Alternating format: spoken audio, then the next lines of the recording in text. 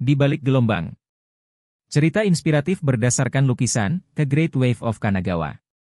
Selamat datang di channel YouTube TRK Media. Media cerita inspiratif. Di desa Kanagawa, tempat langit bertemu laut dan gunung Fuji mengawasi dari kejauhan, tinggal seorang nelayan tua bernama Hiroshi. Wajahnya keriput seperti peta tua, matanya tajam namun teduh.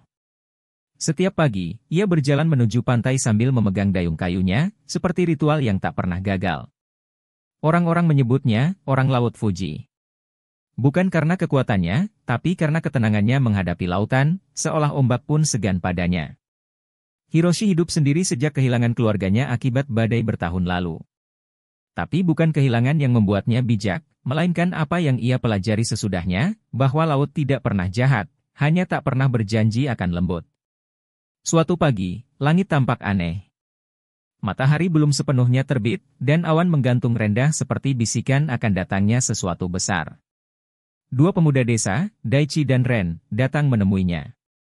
"Kami ingin belajar darimu, Hiroshi-san," kata Daichi penuh semangat. Hiroshi menatap laut sejenak sebelum menjawab, "Kalau ingin belajar dari laut, jangan hanya siap ketika air tenang. Siapkan dirimu untuk gelombang yang datang tanpa aba-aba." Mereka pun berlayar. 3 orang di atas perahu kecil, mengayuh ke tengah lautan yang sepi, menuju titik di mana Gunung Fuji terlihat seperti lukisan di ujung langit. Angin mulai berubah. Awan semakin berat. Dan tak lama, garis air yang tenang berubah menjadi lekuk-lekuk liar. Kemudian itu datang. Bukan sekadar ombak, tapi gelombang setinggi bukit. Seolah lautan ingin bangkit dan menelan langit. Daichi memucat. Ren memegang erat sisi perahu. "Kita harus putar balik," seru mereka panik. Namun Hiroshi tetap berdiri. Tubuhnya rapuh, tapi tatapannya seperti akar pohon tua, tidak mudah tumbang.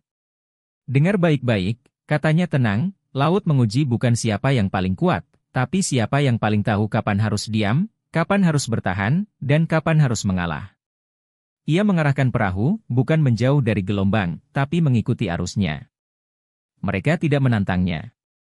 Mereka memahaminya. Perahu meluncur ke dalam lengkung besar gelombang, hampir tenggelam dalam perutnya, namun berhasil melesat keluar seperti anak panah yang diselamatkan oleh angin. Basah, gemetar, tapi hidup.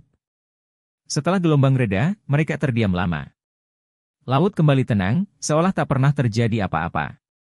Hiroshi menatap pemuda-pemuda itu dan berkata, "Begitulah hidup. Gelombang akan datang, selalu. Tapi bukan kekuatan yang menyelamatkan kita, melainkan keberanian untuk tidak panik. Kebijaksanaan untuk mengikuti arus. Dan kepercayaan bahwa setelah badai, laut selalu kembali tenang." Hari itu, Daichi dan Ren tidak hanya belajar tentang laut. Mereka belajar tentang hidup. Makna dari The Great Wave. Lukisan legendaris karya Hokusai bukan sekadar gambar ombak. Ia adalah simbol tentang perahu-perahu kecil, kita semua, yang terus berlayar di tengah dunia yang tidak selalu ramah.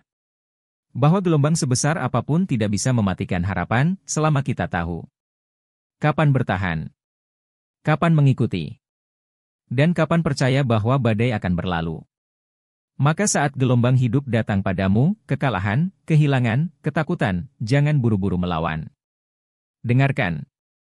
Rasakan. Lalu perlahan, ikuti arus. Dan terus berlayar. Karena keberanian sejati bukan tentang menantang gelombang, tapi tentang tidak berhenti mendayung, bahkan ketika laut ingin menjatuhkanmu. Terima kasih sudah mendengarkan.